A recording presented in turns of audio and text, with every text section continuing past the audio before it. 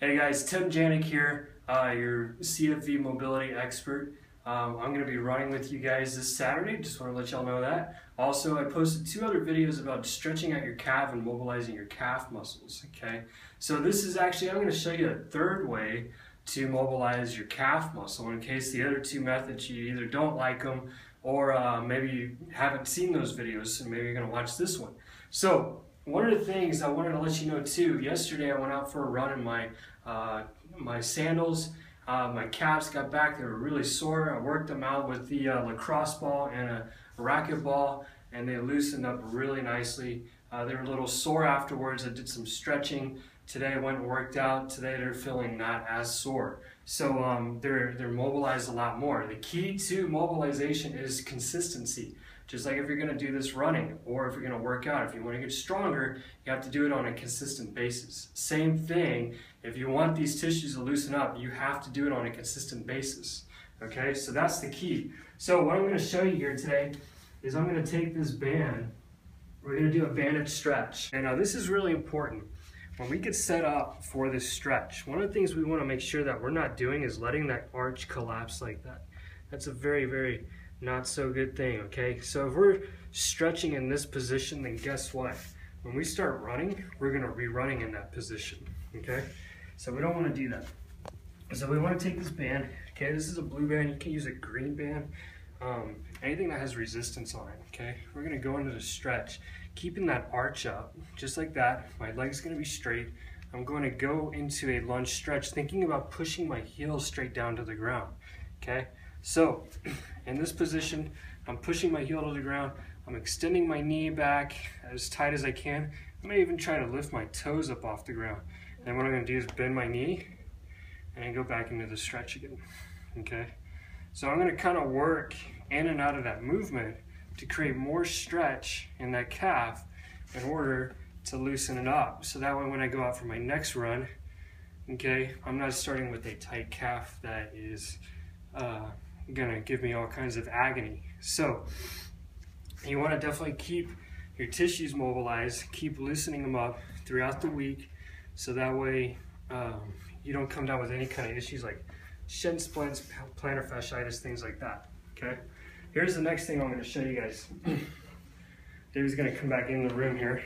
Okay, so I got a racket ball here. What I'm going to do is, see, when we start running, all this tissue right here blends right into the calcaneus here, right through the Achilles tendon, and blends right on what's called the plantar fascia, right on the bottom of the foot, okay?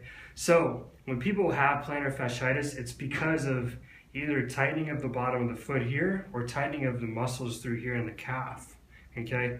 Usually whenever we see somebody, we actually start back here to loosen all this up, stretch it, and then we work the bottom of the foot. So the bottom of the foot's always last, okay? So here's what we're gonna do.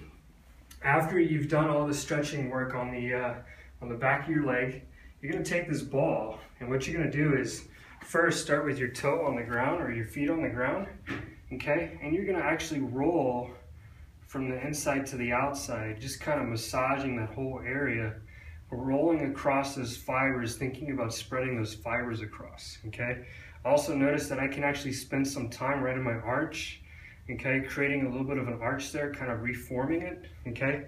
After I get through in that spot, I'm gonna move up a little bit and I'm gonna do the same thing, rolling across the bottom of my foot to create those, to loosen up those fibers and stretch them out a little bit more, okay?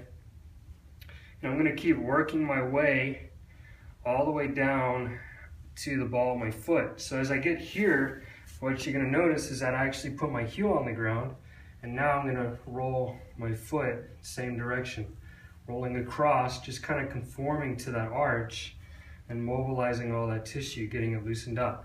Now one thing I can do, none of this is seeming to be tight or tender right now. What I think I can do is I can isolate, if I can find a spot that's tight, sore, tender, I'm going to isolate it and I'm going to pull my toes up to my knee in order to stretch those tissues on the bottom of my foot, okay? So after that loosens up, I'm going to again move up to the ball of my foot, do the same thing, rolling across the ball of my foot to loosen up all those tissues. Now when I get to the ball of my foot, Now I'm going to take and I'm going to just kind of clench, try to pick the ball up with my toes, okay, almost to reform that arch on the top here. Okay, so you have an arch that goes across the top of your foot, one that goes along the inside and one that goes along right through there, okay? Actually, I'm sorry, right through here, okay? So you have those three arches. So this is one of the arches that we do want to take care of and mobilize, all right? So after you're through with that, then switch over to the other side, do the other side. So hope you guys find this useful.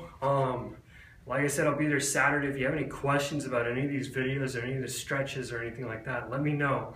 And make sure, again, you're doing them on a consistent basis, and you'll feel the results and the benefits of them. All right, we'll talk to you guys later.